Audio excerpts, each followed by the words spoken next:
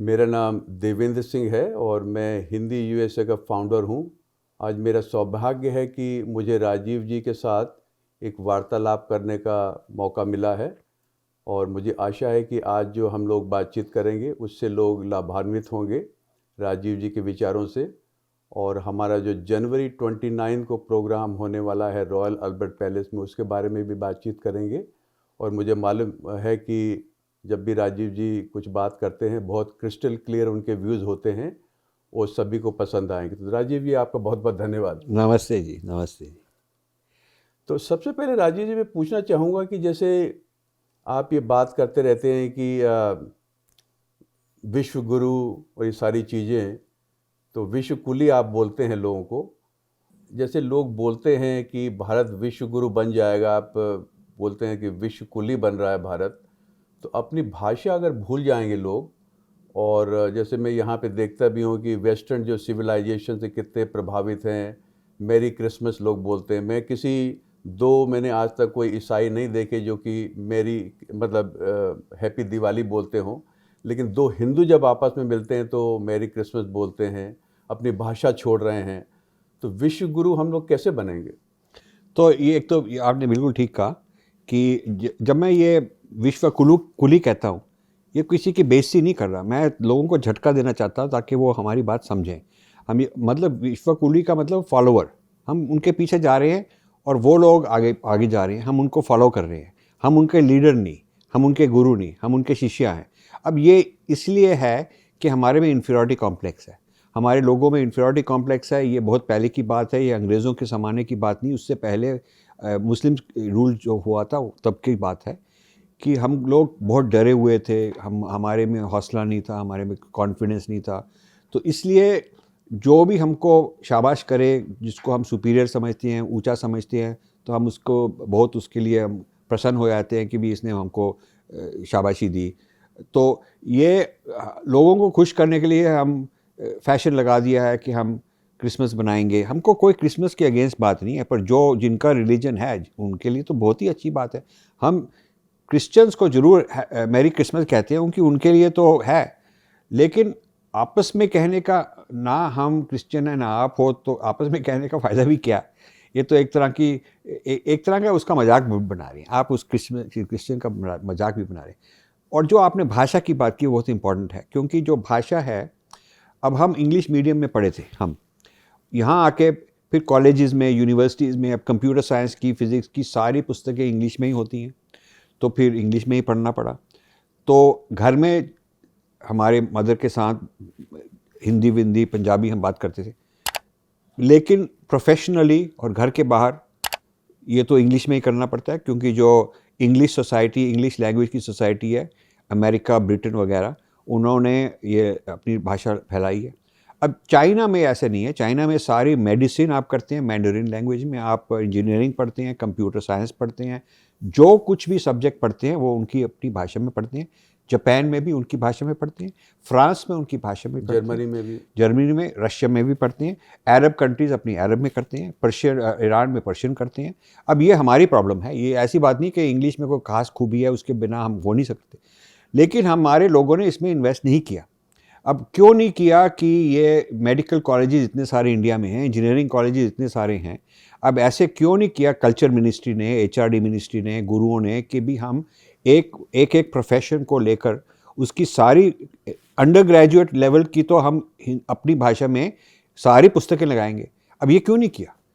अब एक तरफ से तो हम कह रहे हैं कि हमको जॉब्स चाहिए, अब ये तो जॉब्स क्रिएट करेगी, कितनी अच्छी जॉब्स क्रिएट करेगी। जो हिंदी में पढ़े लिखे लोग हैं, या कोई तमिल में या गुजराती में, जो भी भाषा है उसमें कितनी जॉब्स क्रिएट होंगी, लेकिन ये हमारी स्ट्रैटेजी नहीं है, इसीलिए हम गुलाम ही हैं, मन के तो गुलाम ही हैं।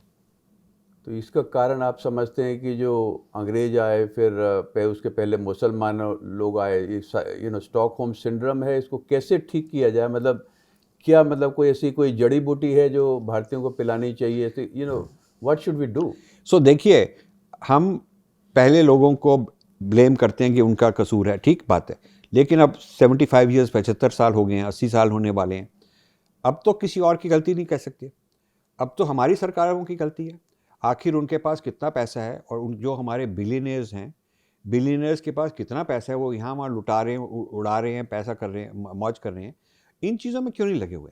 अब देखिए, अमेरिका में जो ये फुल ब्राइट थे, उसके पहले कार्नेगी थे, कार्नेगी स्टील मैग्नेट थे, उसके पहले हेनरी फोर्ड जो थे, ऑटोमोबाइल थे, जो रॉकफेलर थे, ऑयल थे, इन लोगों ने अमेरिकन सोसाइटी का नैरेटिव लिखा। इन लोगों ने कहा, कार्नेगी ने कहा कि हर एक शहर में एक लाइब्रेरी होनी चाहिए, और उस लाइब्रेरी में अमेरिका की ग्रेटनेस के बारे में हिस्ट्री की बुक्स होनी चाहिए, और जो इस तरह से अच्छी तरह से लिखी हुई हैं। उन्होंने कई सैकड़ों लाइब्रेरीज बनवाई। अब रॉकफेलर ने किस किस तरह के रिसर्च करवाए, हेनरी फोर्ड ने फोर्ड फाउंडेशन से क्या क्या करवाया।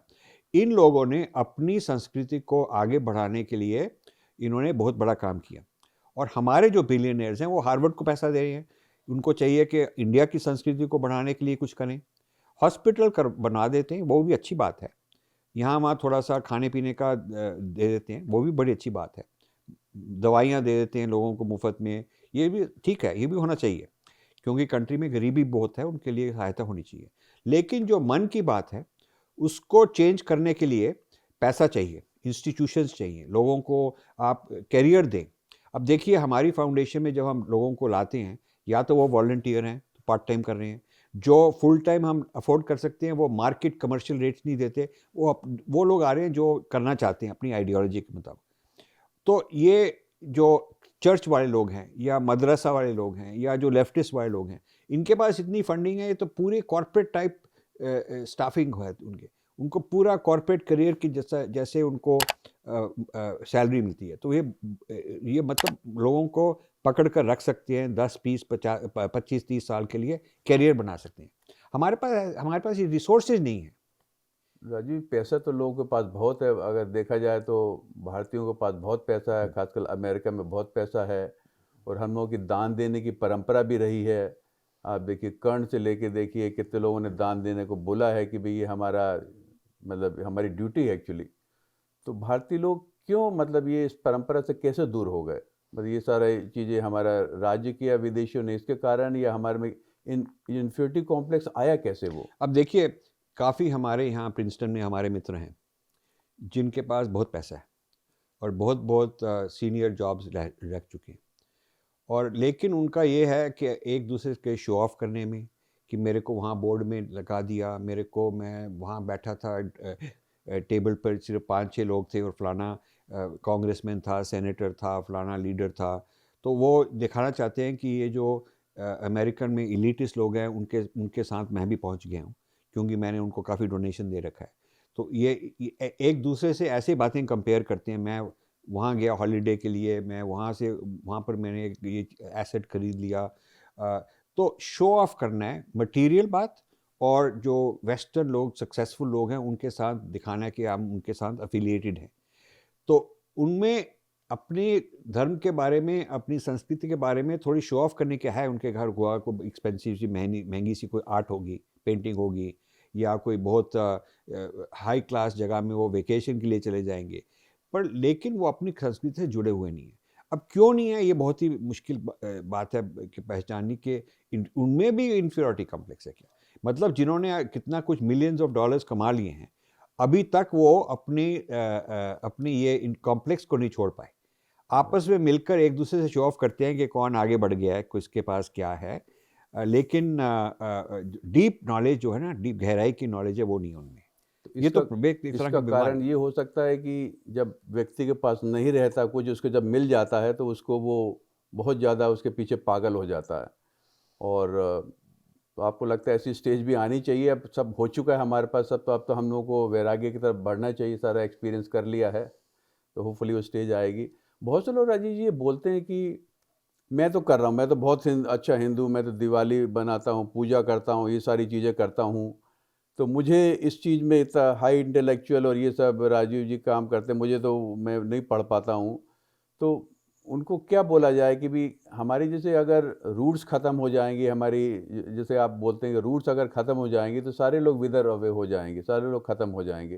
तो कैसे उनको समझाया जाए कि भी इससे ऊपर उठो, आप पूजा पाठ दिवाली मनाते हो तो अच्छी बात है, उससे ज़्यादा आपको ऊपर उठना पड़ेगा। तो मैं ये कहना चाहता हूँ कि जो मीडिया वाले हैं, जर्नलिस्ट हैं, वो कॉलेज जाके सीखते हैं। तो जो कॉलेज पढ़ाने वाला है वो तो प्रोफेसर ही है, वो तो काफ़ी रिसर्च करके अपनी किताबें निकालता है और वही सिखाता है। जो स्कूल टीचर हैं वो जो टेक्स्ट बुक्स पढ़ाते हैं वो भी कॉलेज प्रोफेसर ही लिखते हैं ज़्यादातर। जो यहाँ थिंक टैंक्स में हैं वो भी जो कॉलेज में से पढ़े लिखे पीएचडी करके वही जाते हैं। सो इसका मतलब जो रिसर्च वाले किताब है उसी से ही बाकी सोसाइटी में जाते बातें फैलती हैं। अब ये हमने सपोज कोई चीज़ को टर्नओवर करना है, कास्ट के बारे में जो लिखा है उसको उल्टाना है, या कोई किसी ने कुछ लिखा है रिलीजन के बारे में हमारे लिखा है उसको भी उल्टाना है। जो भी विचार है, जो भी नैरेटिव है जो ठीक नहीं है, गलत है, उसको चेंज करना आसान नहीं है। उसको चेंज करने के लिए आपको बहुत गहराई से जो जड़ें हैं वहाँ पर पहुँच कर चेंज करना है। तो उसके लिए हम ये पुस्तकें लिखते हैं। आप चाहे पढ़ें ना पढ़ें, आप हमको सपोर्ट करें तो उससे वो पुस्तक पहुंचेगी जिन लोगों के पास पहुंचनी चाहिए, स्टूडेंट्स के पास पहुंचनी चाहिए, जो रिसर्च कर रहे हैं उनके पास, जो मीडिया वाले लोग हैं, जो थिंक टैंक में हैं, जो पॉलिसी मेकर्स हैं, वहाँ तक पहुंचनी चाहिए। जो ऑर्डिनरी सोसाइटी वाले लोग हैं, चाहे वो पढ़ें ना पढ़ें, वो उनको सपोर्ट करना चाहिए। हमको सपोर्ट करना चाहिए ताकि हम और लोगों के पास पहुँचा सकें। और आपको भी, यदि आप इतनी मोटी पुस्तक नहीं पढ़ते, ठीक बात है, लेकिन उसका जो इंट्रोडक्शन है पहले 40-50 पेज का, वो तो पढ़ें ना। और जो हर एक चैप्टर के पहले एक एक पेज की समरी है वो तो आप पढ़ सकते हैं ना। उससे आपको बहुत ज्ञान होगा, उससे आपको थोड़ा कॉन्फिडेंस भी होगा कि कैसे हम जवाब दे सकते हैं। इसीलिए हम इतना काम कर रहे हैं। तो आपने जैसे कास्ट की बात की, तो यहाँ के जो सिस्टम है अमेरिका का, रेस थ्योरी, उसको हमारे कास्ट पे वो लोग मैप करने की कोशिश कर रहे हैं। एक ब्रिटिश था, मेरे ख्याल से जेम्स मिल था, उसने भी कोशिश की थी। तो अभी क्या डिफरेंट है? क्या मतलब ये ब्रिटिश लोगों ने जो किया था, जो अमेरिकन लोग जब अभी कर रहे हैं, इसमें मतलब ये must be more powerful, American लोग ज़्यादा मतलब चतुर हैं, पावरफुल हैं। तो क्या डिफरेंस है उनमें, क्या जो ब्रिटिश ने किया था, जो अमेरिकन लोग कर रहे हैं? जो ब्रिटिश लोग, बहुत अच्छा क्वेश्चन है। जो ब्रिटिश लोग हैं उन्होंने अपनी जो दलित हैं इन लोगों को ब्लैक्स के साथ नहीं जोड़ने की कोशिश की थी, क्योंकि वहाँ ब्लैक्स थे नहीं कोई। ब्रिटेन में कोई ब्लैक्स नहीं थे। तो पर आजकल क्योंकि अमेरिका में, यूएसए में ब्लैक्स हैं, तो ये ज़्यादा डेंजरस बात है कि ब्लैक्स को कहा जा रहा है कि जो इंडियन लोग हैं ये ब्लैक्स के अगेंस्ट हैं, ये वाइट तरह के लोग हैं, और ये जो इनकी जाति है, कास्ट है, ये एक तरह की रेसिज्म है।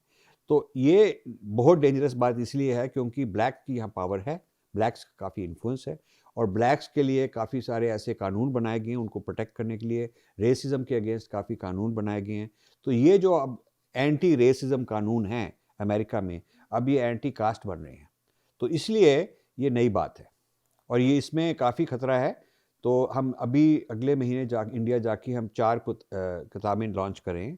उनमें से एक है बैटल फॉर आईआईटीज़। तो उसमें जो आईआईटी का हमने चैप्टर निकाला था स्नेक्स इन द गंगा में, उसको हम एक्सपेंड कर रहे हैं करीब 180 पेज का, सिर्फ आईआईटी के बारे में। क्या अटैक है, कौन अटैक कर रहा है, उसका क्या नुकसान हो सकता है और कैसे उसका जवाब देना चाहिए, इसके बारे में।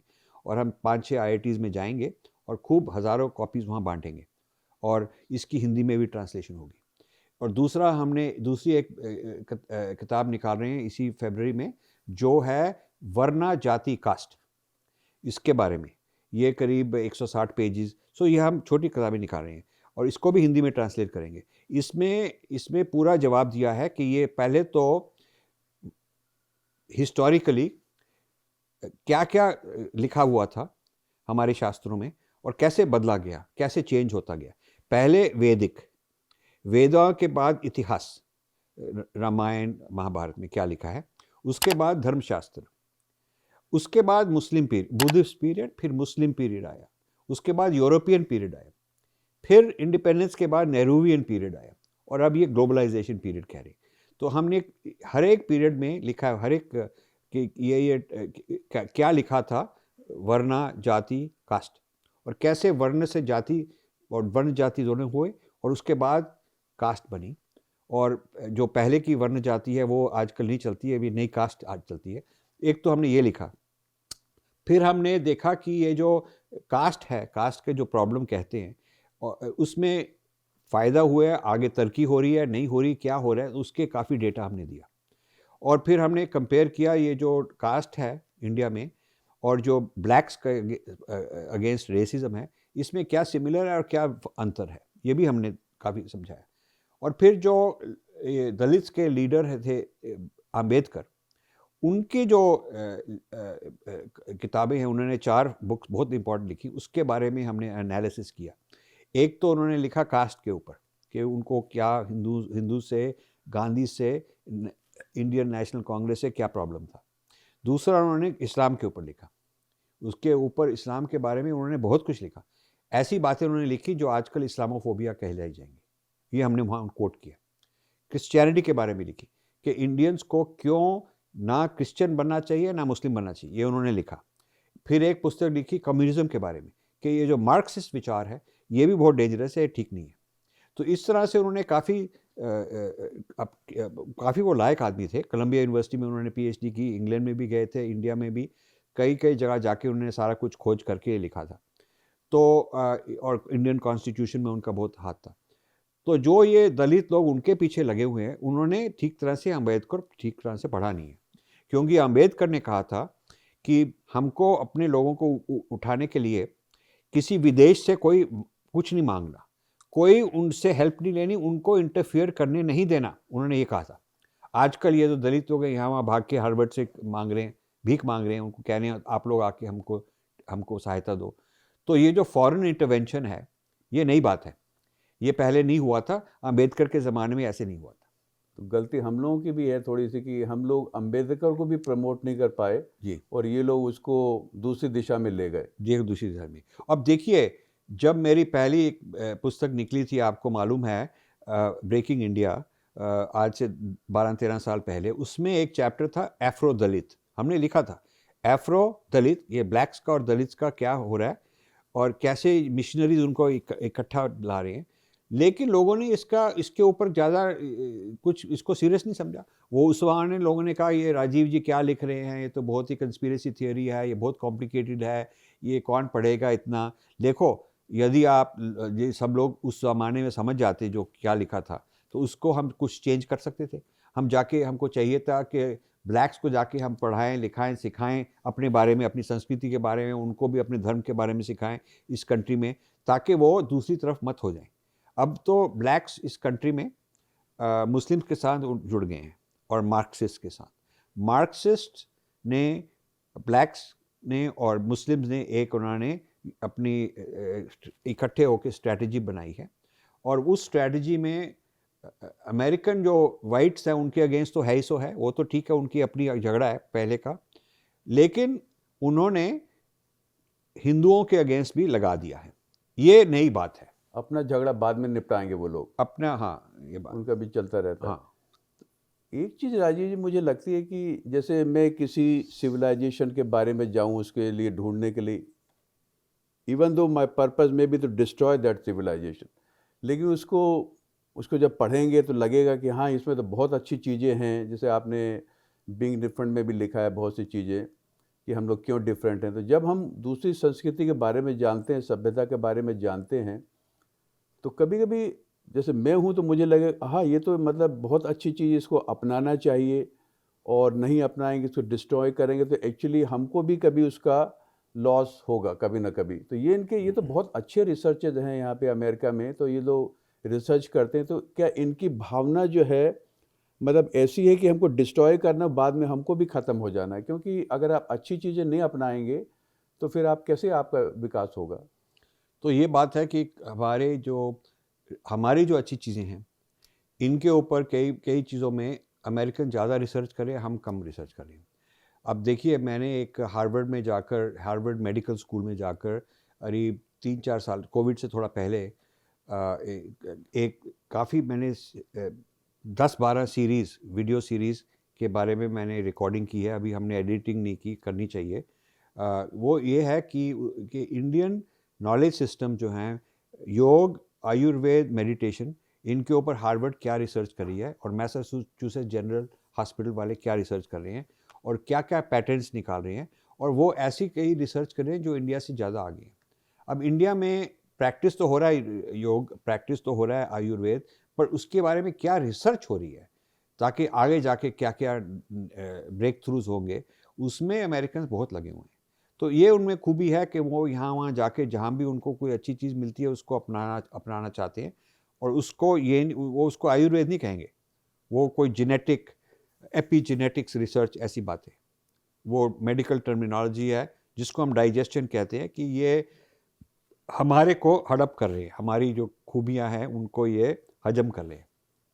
तो हमारे पास क्या राजीव जी अपने पैराडाइम में, जैसे बीइंग डिफरेंट में भी आपने कहा हम लोग क्यों डिफरेंट हैं यहाँ लोगों से, तो हम लोग क्या मेन पॉइंट है कि हम लोग उन पर फोकस करके इनसे लड़ाई करें, क्योंकि हमारे पास अस्त्र शस्त्र तो होने चाहिए इनकी लड़ाई करने के लिए। तो क्या हम चीज़ें लोगों को समझा सकते हैं, उनको बता सकते हैं कि भाई ये हमारी अच्छी चीज़ है, इसको लेके तुम फाइट करो? तो दो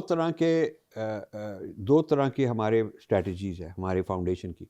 एक तो है हम एक्सपोज करें कि जो हमारे ऊपर हमला कर रहे हैं ब्रेकिंग इंडिया फोर्सेस हैं उनको एक्सपोज करें, ताकि हम उनको मत पैसा देते जाए, हमारे बेवकूफ़ लोग उन्हीं को पैसा दे रहे हैं, उन्हीं को और ताकत दे रहे हैं, कम से कम वो तो बंद की जाए। एक तो हम उसमें लगे हुए हैं। दूसरा लगे हुए हैं कि हमारी क्या पॉजिटिव चीज़ें हैं, क्या खूबियाँ अच्छी चीज़ें हैं जिनको हमको आगे ले जाना चाहिए। जैसे बीइंग डिफरेंट में लिखा है और संस्कृत नॉन ट्रांसलेटिव्स में लिखा है कि ये जो संस्कृत भाषा है उसमें कई ऐसे वर्ड्स हैं, कई शब्द हैं जिनकी इंग्लिश में ट्रांसलेशन है ही नहीं, पॉसिबल ही नहीं है, क्योंकि इंग्लिश में ऐसी चीज़ होती ही नहीं और हमको चाहिए भी नहीं कि हम इंग्लिश में ट्रांसलेशन करें, हमको ये संस्कृत वर्ड ही यूज़ करना चाहिए।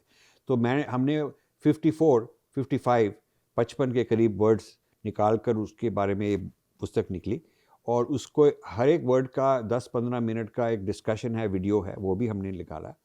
अब लोगों को चाहिए कि हमको वो इनकरेज करें, उसको पॉपुलराइज करें, उसको स्कूल्स में डालें, उसको मंदिरों में जो विचार करते हैं, जो लेक्चर्स होते हैं वो चीज़ लाएं। हमने तो ये नॉलेज निकाली है और ये नॉलेज बड़ी ऐसी लेवल है मेन स्ट्रीम में भी। यदि हम किसी को कहें ये जो वर्ड है और ये जो वर्ड है उनमें क्या अंतर है, जो संस्कृत का वर्ड है और इंग्लिश का वर्ड है उनमें क्या अंतर है, शक्ति को एनर्जी नहीं कहना चाहिए, क्यों नहीं कहना चाहिए, हम सिखा रहे हैं। तो ये हमारे को तो सपोर्ट चाहिए, हम इतनी नॉलेज निकाल रहे हैं, शायद अगले 20 साल में 30 साल में लोगों को पहचान होगी कि ये तो बहुत बड़ी चीज़ थी, उस समय हमने पहचाना भी नहीं कि कैसी चीज़ थी। तो ये हमारे सोसाइटी की गलती है क्योंकि उनकी प्रायोरिटीज़ और हैं। बिल्कुल बिल्कुल। तो राजीव जी अब अंत में कुछ 2-3 सवाल ऐसे पर्सनल पूछना चाहूँगी जो आपको, मतलब if you allow me to, how you do it? I mean ये मतलब अनबिलीवेबल है, आपने एज ऑफ 42 में सारा अपना बड़ी एम्पायर छोड़ दी और इसके पीछे आपको कभी ना कोई तो खुंदक आई होगी कि भाई आपकी सिविलाइजेशन को कोई ब्रेक कर रहा है और मुझे इसमें लगना है। I mean you were technocrat, आपको कोई साधु संत महात्मा पॉलिटिशियन नहीं थे जिनका काम होना चाहिए ये, तो आपको ऐसा मतलब, और आपको सपोर्ट भी नहीं मिला जितना मिलना चाहिए था, तो you like a one man army. How you do it day in and day out? मैं आपको देखता हूँ वीडियो भी अपने एडिट कर रहे हैं, आपको लोगों को कोच भी कर रहे हैं, फिर भारत भी जा रहे हैं, लेक्चर भी दे रहे हैं, travel, I mean how you do it? So देखिए, मेरी एज है 72। अब हमको यही करना है, मतलब जितनी देर तक हम कर सकते हैं हम तो करते जाएंगे, लेकिन ये अपना स्वधर्म हो जाता है जब एक बार अंदर से जागृति हो और अंदर से कनेक्शन हो और आपको ये रियलाइज़ हो जाए, आपको ये हो जाए कि भी यही सच है, तो फिर वो बात आपको कभी छोड़ेगी नहीं, तो फिर तो आप ही उसी में लगे रहेंगे।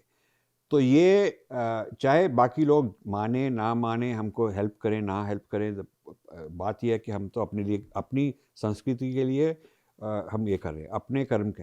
ये जो ख़त्म होता है, जब इंसान की लाइफ ख़त्म होती है, आगे जाते हैं लोग, तो ये एक ही चीज़ आप ले जाते हैं, आपके कर्म। आप अपना पैसा नहीं ले जा सकते, आप अपने रिश्तेदार ले जा सकते, बेटे बेटी, घर वर जो है, जो रेपुटेशन है, प्रेस्टीज है, नाम वाम है, सब कुछ यहाँ छोड़ना पड़ता है। तो सिर्फ जो आपके कर्म है वही जाते हैं। तो यह यदि देखा जाए तो आपकी अल्टीमेट जो इन्वेस्टमेंट है वो तो वही है ना। आप जो कर रहे हैं वो आप अपने पास जो कर्म कर रहे हैं उससे आप ना छूट सकते हैं और ना ही कोई आपसे वो छीन सकता है। बिल्कुल। तो ये मौत भी नहीं छीन सकती। तो यदि आप एक बार ये समझ जाएं तो फिर लाइफ बदल जाती है। और जो धर्म की सेवा का कर्म है उससे ऊंचा कोई कर्म ही नहीं है। अब यही तो गीता में सिखाया है। बिल्कुल तो ये जो लोग हैं इतना यहाँ वहाँ पाठ पूजा करते हैं, गीता सुनते हैं, तो उनको उसको ये मेन पॉइंट तो यही समझना चाहिए ना। अब ये जो कुरुक्षेत्र है, आजकल जो कुरुक्षेत्र है, ये तो सारी जियो पॉलिटिक्स जो है ये कुरुक्षेत्र है। और उसमें जो क्षत्रिय चाहिए वो तीर कमान वाला क्षत्रिय नहीं चाहिए, वो चाहिए नॉलेज वाला, जो नॉलेज से फाइट कर सके, टेक्नोलॉजी से रिसर्च करके। तो इस तरह के क्षत्रिय चाहिए। और जो श्री कृष्णा ने अर्जुन को कहा कि तुम अब पहचानो कि तुम्हारे पे क्या क्वालिटीज़ हैं, क्या खूबियाँ हैं, और उसके मुताबिक अपना स्वधर्म चलाओ। तो उसके और जो कुरुक्षेत्र में है उसमें आपको क्षत्रिय बनना है, तो हम तो उसके ऊपर चल रहे हैं। ये बहुत बेसिक काम है ये, मतलब सब गुरु बोलते रहते हैं ऐसे, सबको मालूम है, लेकिन करने की बात है ना। बिल्कुल, अगर 5 से 10% भी ऐसे हिंदू हो जाएं तो बहुत बड़ा बात है। बहुत बड़ी बात हो जाएगी, मतलब पूरा धर्म सुधर जाएगा। अब राजीव जी थोड़े अपने टीम के बारे में बताइए। आपने इतनी मेहनत करके टीम बनाई है, भारत में भी बनाई है, कौन कौन उसमें खास लोग कर रहे हैं, क्योंकि उनको भी रिकॉग्नाइज करना बहुत आवश्यक है। देखिए, मैं तो यही कह रहा हूँ कि हमको आप जब भी कुछ रिकग्नाइज करते हैं, सपोर्ट करते हैं, मेरी जेब में एक पैसा भी नहीं जा रहा, हम तो कुछ नहीं लेना चाहते और लेते भी नहीं, हमारी कोई सैलरी वैली कुछ नहीं है। लेकिन मैं उनके लिए काम कर रहा हूँ जो नेक्स्ट जनरेशन के, मतलब समझें कि मैं नौकरी उनके लिए कर रहा हूँ, क्योंकि जो कुछ भी मैं करता हूँ उसके लिए जो कुछ भी हमको मिलता है फाउंडेशन में ही आता है। और फाउंडेशन 100% उन लोगों पर सैलरीज वैलीज और खर्चा देती है। हमारे पास इंडिया में करीब 12 लोग हैं जो हमारे पेरोल पे हैं, और यूएसए में, कनाडा में 4 लोग हैं जो जिनकी सैलरी ज़्यादा है, क्योंकि यहाँ पर सैलरी ज़्यादा है। और उसके अलावा जब भी हम पुस्तक लिखते हैं तो उसमें काफ़ी पैसा लगता है, क्योंकि हम सब्सिडाइज भी करते हैं, बांटते भी हैं, और बहुत हाई स्टैंडर्ड पर लिखते हैं। और फिर जब उसको लॉन्च करनी है तो ट्रैवल करना होता है, काफ़ी जगह जाना होता है, हॉल बुकिंग होती है, खाने पीने का अरेंजमेंट होता है, होटल्स में ठहरना होता है, एयरलाइंस होती हैं, तो वो भी खर्चा होता है। तो इस तरह से हमारा बजट काफ़ी है। और ये जो हम टीम्स बना रहे हैं अगली जनरेशन के लिए, उसमें कई तरह के स्पेशलिस्ट हैं। कुछ हैं जो हमको रिसर्च करने की सहायता कर रहे हैं, और फिर काफ़ी रिसर्च करने के बाद हम उनको फिर को ऑथर बनाएंगे, और को ऑथर बनाने के बाद उनकी अपनी करियर लॉन्च हो जाएगी। कुछ तो ऐसे लोग हैं। कुछ हैं जो मीडिया में हैं, जिनका लिखने का करियर नहीं है, फिल्म मेकिंग का करियर है। वो फिल्म मेकिंग में कुछ भी कर सकते हैं, एडिटिंग कर सकते हैं, वो डायरेक्टर बन सकते हैं, वो कितने काम हैं। और उसमें वो जो हमारी तरह की जो फिल्म हैं, हम वो चाहते हैं कि वो लोग बनाते जाएं। हर एक हमारी पुस्तक की हम एक डॉक्यूमेंट्री बनाना चाहते हैं। कुछ हैं जो ट्रांसलेशन कर रहे हैं, वो जो सारा हमारा काम है उसको हिंदी में ला रहे हैं, कई चीज़ों में लगा रहे हैं। इस तरह से कई तरह के रोल्स हैं हमारे पास। और हम क्योंकि हमारे पास इतना ज़्यादा बजट नहीं है, इतने ही लोगों को हम सैलरी में डाल सकते हैं। बाकी हमारे पास वॉलंटियर तो हैं ही, लेकिन उन वॉलंटियर्स में से कुछ ऐसे लोग हैं यदि हमारे पास पूरी सैलरी मिल जाए उनके लिए, तो हम उनको हायर कर सकते हैं, वो आना भी चाहते हैं। तो यदि कोई भी हमको स्पॉन्सर करे कि एक स्कॉलर को स्पॉन्सर करना है तो इतने डॉलर्स पर ईयर लगेगा, तो हम 5 साल के लिए कर सकते हैं, तो हम उसको फट ले आएंगे, हमारी टीम बढ़ जाएगी। हम तो चाहते हैं 40, 50, 100 तक लोग हों, हम उनको तैयार करेंगे। हम तो ये चाहते हैं कि जब हम जाएं इस दुनिया से, जाने से पहले एक तो हमको और 20 पुस्तकें लिखनी है। अब उनमें से 4 निकलेंगी इस साल फरवरी में हम 4 निकालेंगे, और भी हमारी 15, 16, 17 और भी निकालनी है। तो एक तो हम चाहते हैं वो निकल जाए, फिर हम चाहते हैं उनकी डॉक्यूमेंट्रीज बने, उनकी ट्रांसलेशन हो जाए। पर सबसे ज़्यादा हम चाहते हैं कि ये जो अगली जनरेशन है, अगली पीढ़ी है, उसके जो हमारी यंग टीम है, जूनियर टीम है, वो तैयार रहे और वो जुड़ी रहे और यहाँ वहाँ ना भागे। तो ताकि हमारे बाद ये काम चलता ही रहे। ये काम 100 साल तक चलना है, 100 साल तक ये काम को चलना है, क्योंकि इतना बड़ा काम है और ये 5-10 साल में ख़त्म होने वाला नहीं है। बिल्कुल चलेगा राजीव जी, सब लोग लगेंगे और आप जैसे महात्मा लोग हमारे सोसाइटी में है, समाज में, बिल्कुल होगा काम। और ये वीडियो राजीव जी हम लोग 29 तारीख का जो प्रोग्राम है रॉयल अल्बर्ट पैलेस में, उसके लिए भी बना रहे, प्रमोशन के लिए। और मैं चाहता हूँ कि आप जो देख रहे हैं इस वीडियो को देखेंगे, उनके लिए मैसेज दें कि इस कार्यक्रम में आना क्यों आवश्यक है और इसमें आपकी क्या सहायता मतलब उनको दे सकते हैं। तो वो आप 1 मिनट में जो भी आप मैसेज देना चाहें तो वो हमारे दर्शकों को दीजिए। तो मैं तो यही कहना चाहता हूँ कि आपको ये समझना चाहिए कि आप ही का स्वधर्म है। आप ये राजीव मल्होत्रा के लिए नहीं कर रहे, आप अपने स्वधर्म के लिए ही कर रहे हैं।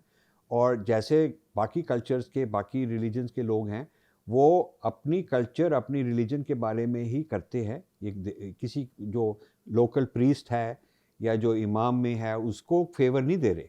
आप मंदिर में जाके चढ़ाते हो, वो जो पंडित है उसके लिए आप नहीं कर रहे, आप अपनी भक्ति के लिए कर रहे हो। ये भी एक तरह की भक्ति है, जो आपकी संस्कृति है, जो आप जिससे आपका जन्म हुआ, जो जिससे आप पढ़े लिखे, जो ज्ञान आपके अंदर है, जो आप चाहते हो कि आपके बच्चों के पास भी पहुँचे, उसकी सेवा के लिए ये काम है। और जितना भी इंसान कर सकता है, करना चाहता है, हमारे लिए तो बहुत ही अच्छा है। धन्यवाद राजीव जी, आपने इतने अपने व्यस्त जीवन में से समय निकाला हमारे दर्शकों के लिए। आपका बहुत बहुत धन्यवाद। और मैं भी सबको ये कहना चाहता हूँ कि हमारे बहुत सारे साथी हैं, और कई साथी ऐसे हैं जो थोड़ी देर काम वाम करके, सहायता करके थक जाते हैं, चले जाते हैं। लेकिन देवेंद्र जी एक ऐसे हैं जिन्होंने शुरू से ही हमारा साथ दिया, और जो ये कहते हैं पूरा करते हैं, अपना पूरा दम लगाते हैं, और ये थकते नहीं, हार भी नहीं मानते। जब भी मैं इनको मिलता हूँ, ये उसी में लगे हुए हैं। मतलब इनमें कंसिस्टेंसी बहुत है, और इनमें साइकोलॉजिकल स्ट्रेंथ, इमोशनल और साइकोलॉजिकल स्ट्रेंथ बहुत है। इसलिए ऐसे लोगों को सपोर्ट करनी चाहिए, और मैं बहुत अपने आप को लकी समझता हूँ कि ऐसे हमारे मित्र हैं। राजीव जी, हमारे पास सचिन तेंदुलकर हो तो हम प्रमोट कर सकते हैं, हमारे पास प्रोडक्ट है।